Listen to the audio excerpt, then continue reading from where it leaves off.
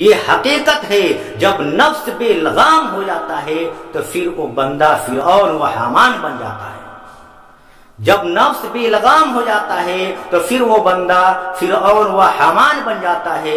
یہ وہی نفس تو ہے جس نے حابل کو قابل سے قتل کروایا، یہ وہی نفس تو ہے جس نے زمین پر پہلا قتل حابل کو قابل سے مروایا، یہ وہی نفس تو ہے جس نے زمین پر پہلا قتل حابل کو قابل سے مروایا، یہ وہی نفس تو ہے جس نے ابو جہل ابو لہب کو جہنم کا ایندھن بنوایا، یہ وہی نفس تو ہے جس نے فرعون سے خدائی کا دعویٰ کروایا، یہ وہی نفس تو ہے جس نے مدینہ کے یہودیوں کو ہدایت سے محروم رکھا۔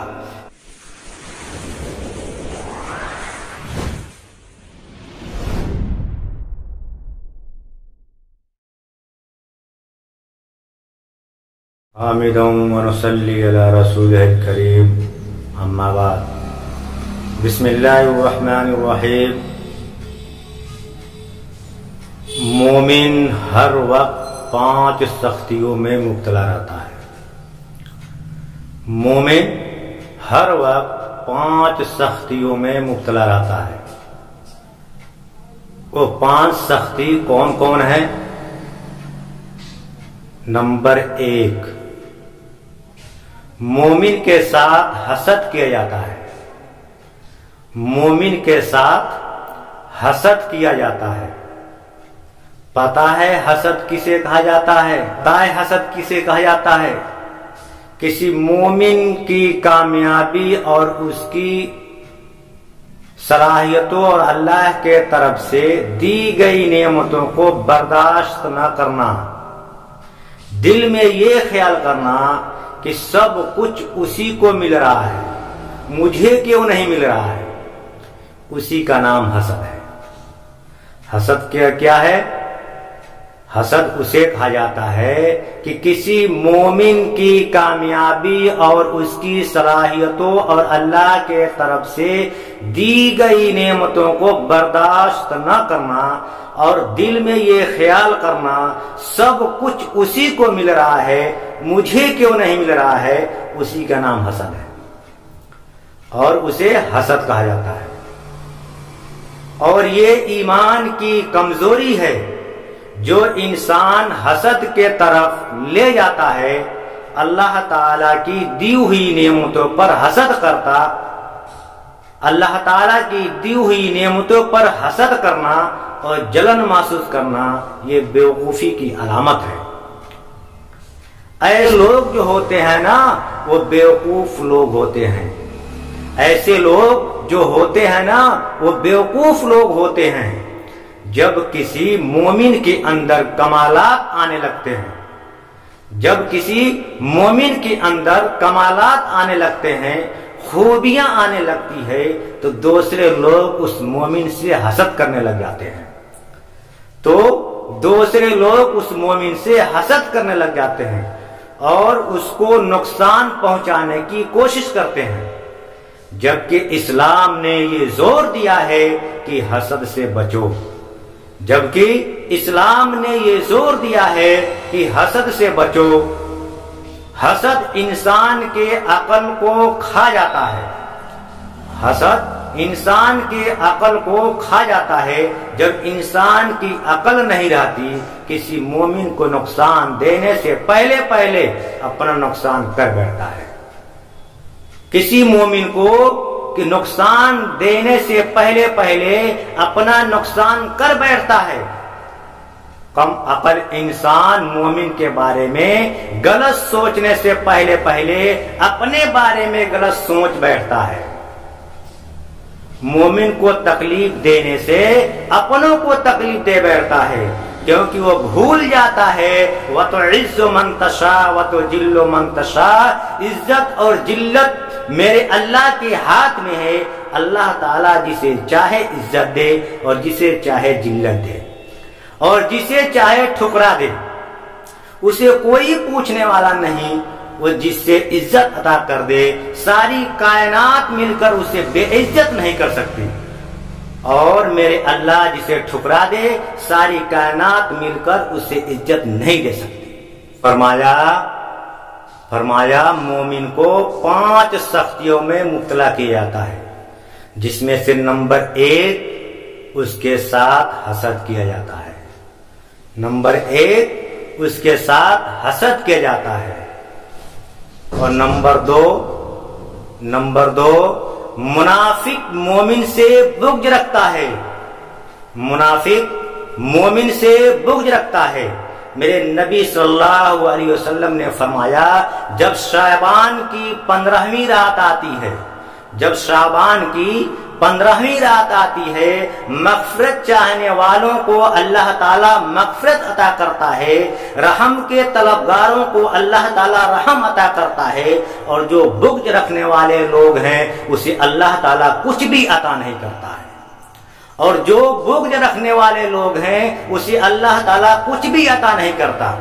اللہ تعالیٰ ان کو ان کی حالت پہ چھوڑ دیتا ہے۔ میرے نبی صلی اللہ علیہ وسلم فرماتے ہیں، بغض رکھنے والے لوگوں سے بچنا۔ میرے آقا نامدار تاجر مدینہ احمد مصطفیٰ صلی اللہ علیہ وسلم نے فرمایا کہ میرے صحابہ بغض رکھنے والوں سے بچنا، بغض رکھنے والے لوگوں سے بچنا۔ بغض رکھنے والی جماعت جس راستے سے آ رہی ہو راستہ بھی چھوڑ دینا، جس راستے سے بغض رکھنے والی جماعت آ رہی ہو اس راستے کو بھی چھوڑ دینا۔ یہ لوگ اتنے خطرناک ہیں، یہ لوگ اتنے خطرناک لوگ ہیں، کیونکہ بغض شیطان کی چال ہے، کیونکہ بغض شیطان کی چال ہے، اور یہ چال دین کو تباہ و برباد کرنے کی چال ہے۔ شیر خدا حضرت علی رضی اللہ تعالیٰ عنہ نے فرمایا تھا، فرمایا کسی مومن کے ساتھ بغض نہ رکھنا، کسی مومن کے ساتھ بغض نہ رکھنا۔ مومن کے ساتھ رکھا گیا بغض تمہیں اس طرح کھا جائے گا، اس طرح کھا جائے گا جیسے آگ لکڑیوں کو کھا جاتی ہے۔ فرمایا مومن کو 5 سختیوں میں مبتلا کیا جاتا ہے، جس میں نمبر 1 حسد کیا جاتا ہے، مومن کے ساتھ حسد کیا جاتا ہے۔ نمبر 2 منافق اس کے ساتھ بغض رکھتا ہے۔ نمبر 3 فرمایا کافر مومن سے لڑتا ہے۔ نمبر 3 کافر مومن سے لڑتا ہے، اور نمبر 4 نفس مومن سے جھگڑتا ہے۔ نمبر 4 نفس مومن سے جھگڑتا ہے۔ آپ لوگوں کو معلوم ہونا چاہیے یہ جو نفس ہے یہ انسان کا سب سے بڑا اور سب سے پہلا دشمن ہے۔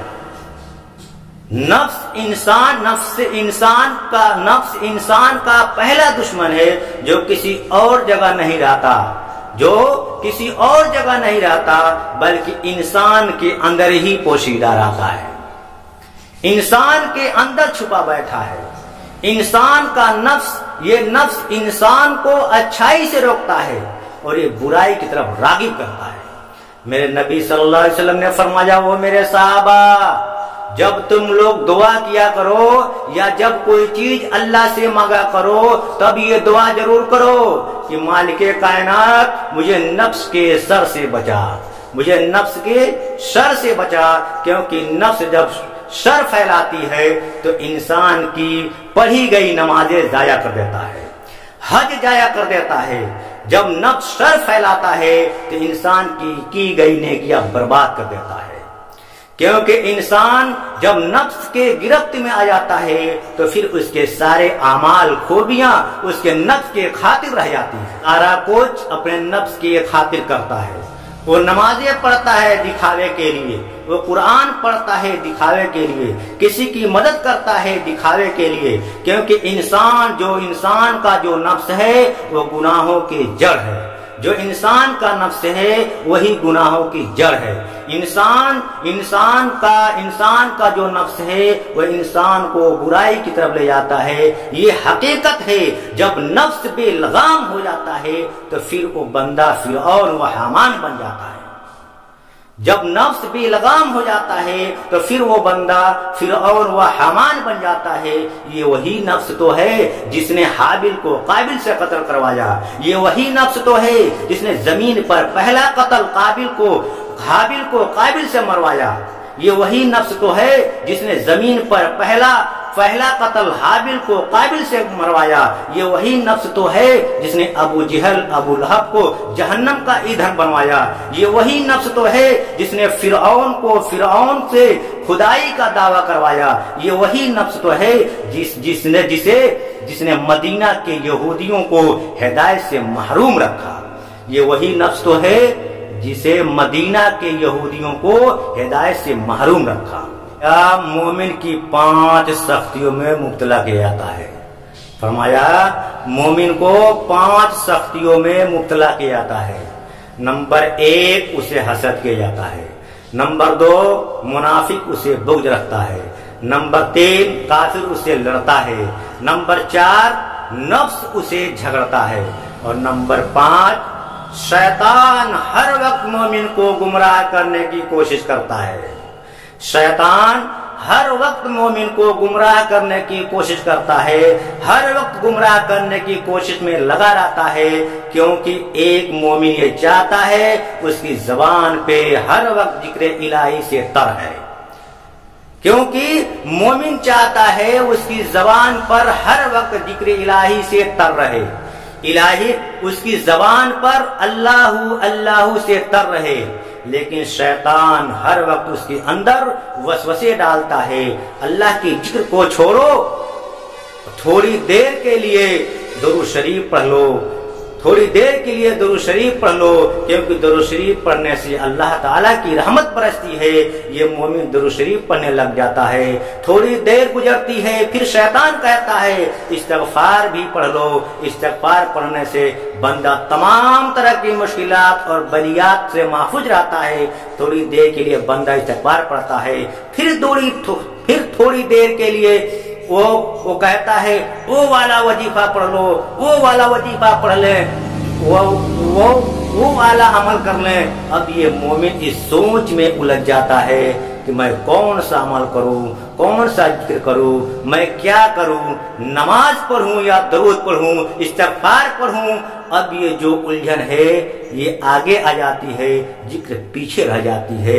اس لیے شیطان کے چال سے بچنا, نفس کے چال سے بچنا, یہ جو چال ہے نا جو دین کو تباہ و برباد کرنے والا چال ہے.